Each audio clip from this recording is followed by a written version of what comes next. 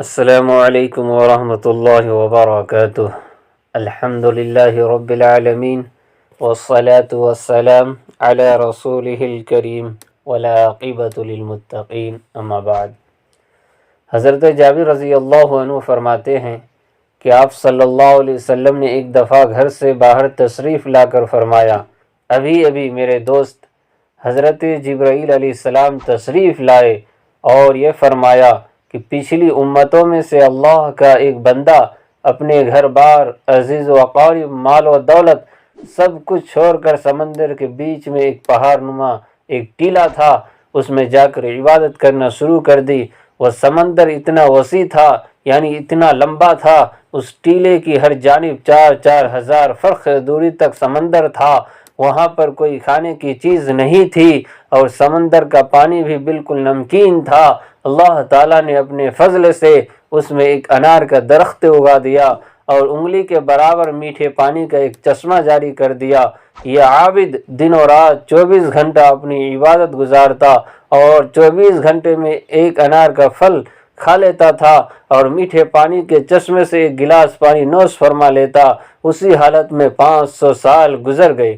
500 سال کے بعد جب اس عابد کی موت کا وقت آیا تو اس نے اللہ تبارک و تعالیٰ سے یہ دعا مانگی کہ سجدے کی حالت میں اس کی روح پرواز کر جائے اور اس کی لاش مٹی وغیرہ ہر چیز پر حرام کر دی جائے اور قیامت تک سجدے کی حالت میں صحیح سالم رہے۔ تو اللہ تعالیٰ نے اس کی دعا قبول فرمائی۔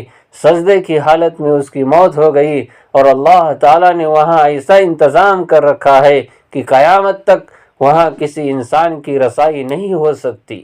قیامت کے دن اس عابد کو اللہ کے دربار میں حاضر کیا جائے گا تو اللہ تعالی فرشتوں سے فرمائے گا، میرے بندے اس بندے کو میرے فضل سے جنت میں داخل کر دو۔ تو عابد کہے گا، اے میرے رب، بلکہ میرے عمل کے بدلے میں جنت میں داخل کر دیجئے، کیونکہ میں نے 500 سال تک ایسی عبادت کی جس میں کسی قسم کی ریاکاری کا شائبہ بھی نہیں تھا۔ تو اللہ پاک فرمائے گا، میری رحمت سے داخل کر دو۔ تو یہ بندہ کہے گا، میرے عمل کے بدلے میں داخل کیجئے۔ اس پر اللہ فرمائے گا، اس کے عمل اور میری دی ہوئی نعمتوں کا موازنہ کرو۔ تو موازنہ کر کے دیکھا جائے گا کہ اللہ نے جو اس کی بینائی عطا فرمائی تھی، یعنی آنکھ کی روشنی عطا فرمائی تھی، صرف بینائی کی نعمت اس کی 500 سال کی عبادت کا احاطہ کر لے گی۔ اس کے بعد پورے جسم میں کان کی نعمت، زبان کی نعمت، ہاتھ کی نعمت، ناک کی نعمت، پیر کی نعمت، دل و دماغ کی نعمت، ان سب کا بدل باقی رہ جائے گا۔ پھر ان کے علاوہ جو 500 سال تک اللہ نے میٹھا پانی پلایا ہے اور انار کا پھل کھلایا ہے، ان تمام کا بدل باقی رہ جائے گا۔ تو اللہ پاک فرمائے گا، اس کی 500 سال کی عبادت تو صرف ایک نعمت کے بدلے میں ختم ہو گئی، ہماری باقی نعمتوں کا بدل کہاں ہے؟ لہذا اس کو جہنم میں داخل کر دو۔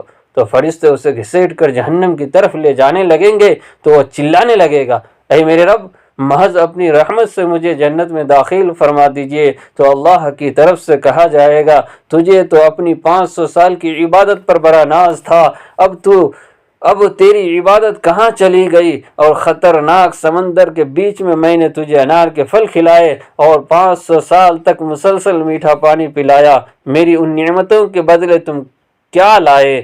تو وہ کہے گا، اے اللہ، تو اپنی رحمت سے مجھے جنت میں داخل فرما، تیری رحمت کے بغیر کچھ نہیں ہو سکتا۔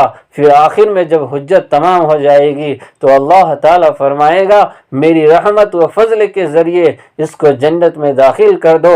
تو پھر وہ اللہ کی رحمت ہی کے ذریعے سے جنت میں داخل ہو سکے گا۔ ویڈیو کو پسند آئے تو لائک اور شیئر ضرور کریں۔ السلام علیکم۔